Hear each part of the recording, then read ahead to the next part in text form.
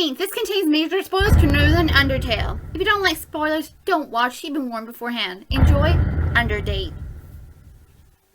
Yep. This, of course, is a demo of Underdate, where you're meant to date the Undertale cast. Let's just see how this goes. You wake up to find yourself in a bed in an unfamiliar room. The room is nicely kept. There's a bookshelf on your right and a small workspace to your left, consisting of a lamp and a table with some paper on it.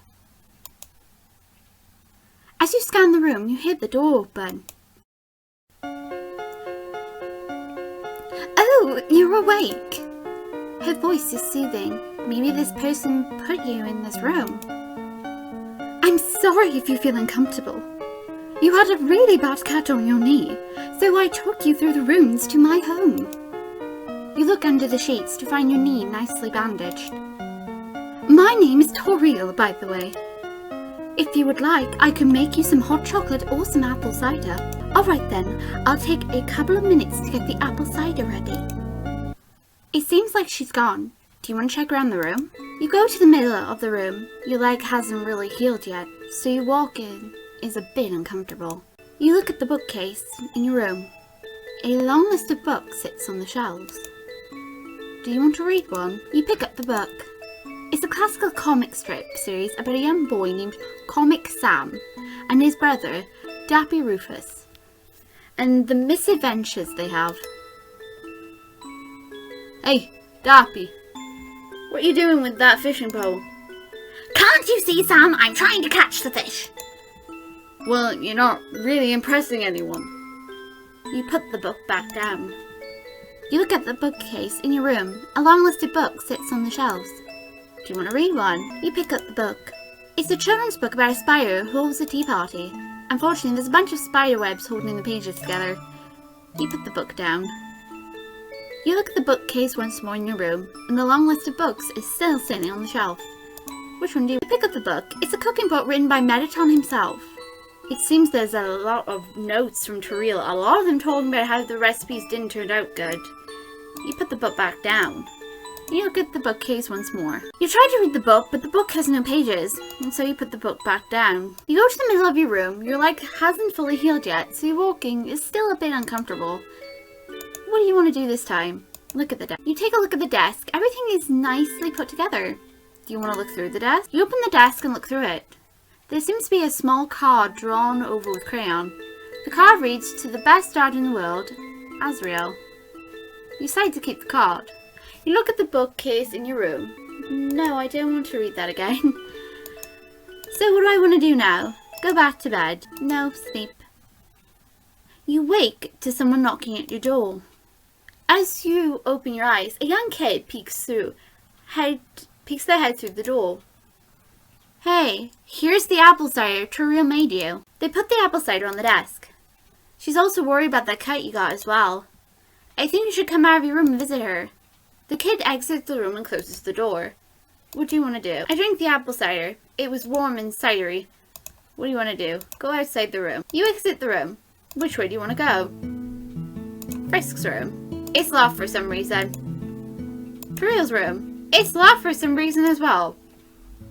I guess they don't want you going in their room. You arrive at the front room. On the right is the hallway leading to the bedrooms. On the left is the hallway leading to the living room. You also notice the stairs leading down the hallway. It looks enticing, but it looks like your leg is too hurt to go down the stairs. What do you want to do? You go to the living room. Toriel is waiting there. Oh, hello. I guess Frisk must have woken you up. I'm sorry if you didn't get enough rest. Why don't you come here and I'll take the bandage off? Toriel takes the bandage off your leg. She cleans the room. Your leg starts to feel better in a matter of seconds. That should do. She looks nervous. I don't think I ever asked what your name is. Your name? Yui. Oh, Yui is it? I'm so sorry that I never asked earlier, Yui. You can wait here a while. I'm cooking dinner and talk to Frisk. She leaves the room. Frisk unlocks their door and walks down the hallway. Oh, hey! Wait, what's your name again? It's Yui. You actually never asked my name. Oh, sorry, Yui, for all the confusion. We've probably done a bad job at explaining everything.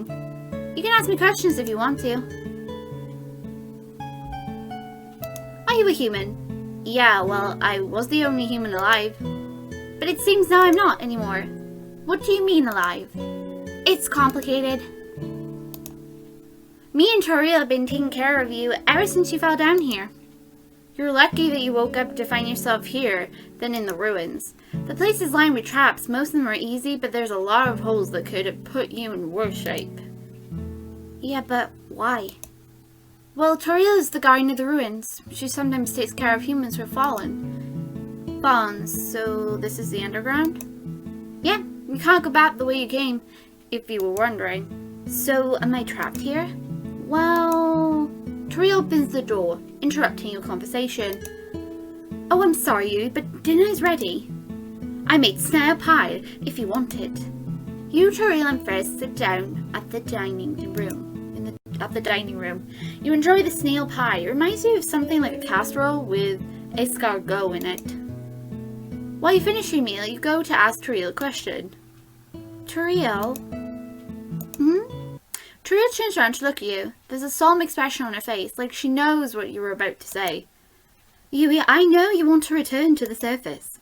It's just that the way back is going to be hard. I would have let you go until they started coming. What do you mean, they? I don't know, but creatures started appearing, those without souls. What do you mean by souls? Me and you, humans and monsters, have souls, but these creatures don't. You can't try to spare them. They won't stop until they know you're dead.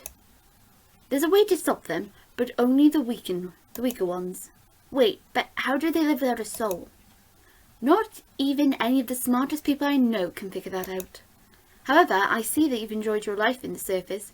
Keeping you here would have made you linger for your old life. I'll go get it then. After a few seconds, Toriel comes back with an ornate necklace. She leads you down the stairs in the front room to a dark corridor with a door at the end. This necklace should keep some of the creatures away from you. Just be careful if you stumble upon any strong ones, though. I don't think that even a necklace can protect you from them. She hands you the necklace. I'll go ahead and open the door for you, Yui. Just as she opens the door, you hear someone shout. Toriel! Frisk? Frisk pants a little bit. Toriel, I want to go with Yui. But Frisk, It'll be alright. I promise I'll come home once I help Yui. Well, alright then. Oh, and by the way, Yui, here's some leftover snail pie and some G. She hands you a container filled with snail pie and 150 G. Well, it was nice having you around, Yui. I hope you make it safe. She opens the door on the other side of the snowy forest. You and Frisk take a step out onto the other side. Behind you, you hear the door slowly shut. Well, I guess we better get started going then. Where do you want to go? Go north. You head north until you hear someone running towards you. Shoo, shoo, get out of here! As he gets closer, you can see he's actually a skeleton. A skeleton swinging a sword around violently. Wait, Frisk, is that you? I'm sorry, human, I didn't recognize you since you became much taller now. Wait a minute. Who's this other human?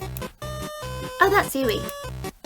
Oh, well, hello there, human. I am the Great Sentry of Snowden. Snowden, Papyrus. He points to a nice name tag that says Captain of the Sentry in Snowden, Papyrus.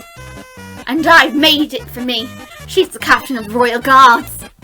Papyrus giggles like a little kid. So, what brings you here, human? Oh, we're here trying to get Yui back to the surface.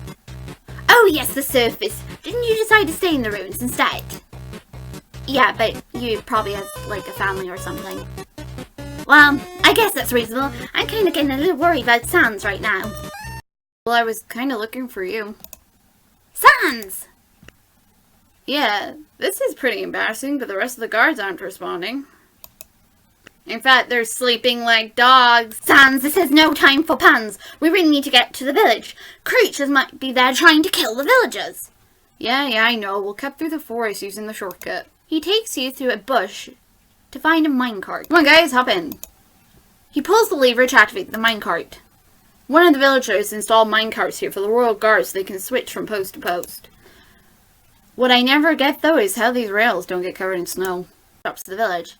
It was surprisingly how fast you got there. Oh God! Oh my God! Help me!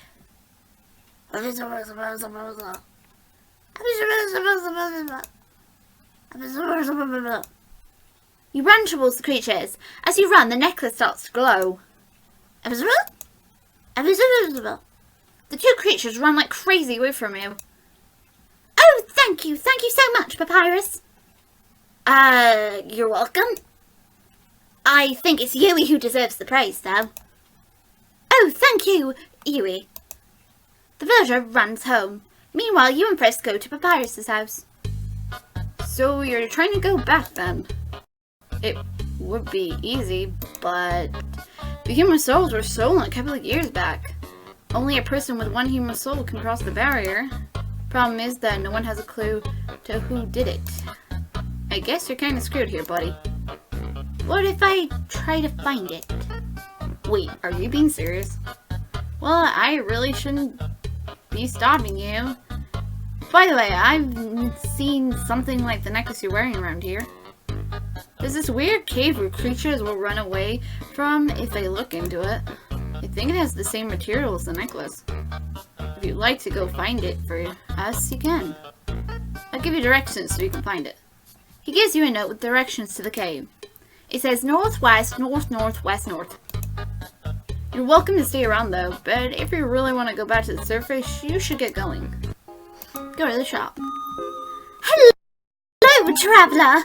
How can I help you? What would you like to buy?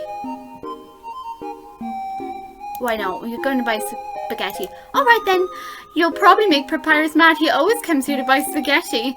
I'll have to restock on it a lot, but it makes a ton of money.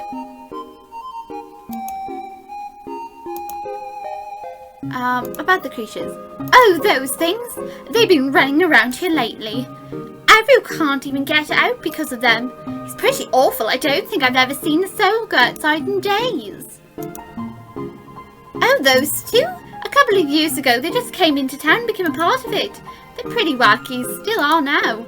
It certainly helped things become less mundane back then, and I guess it helps things become less tragic now. The royal guards used to hunt down humans like you for their souls.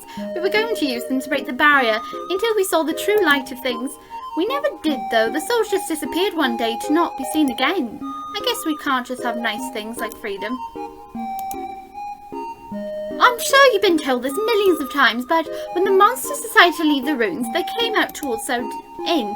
Then a couple of fuzzy folks decided to set up camp here. Oh, and by the way, if you're thinking about going back to the ruins, just don't. The doors are sealed, so if you're a ghost or you can burrow under the doors, you can't go back in.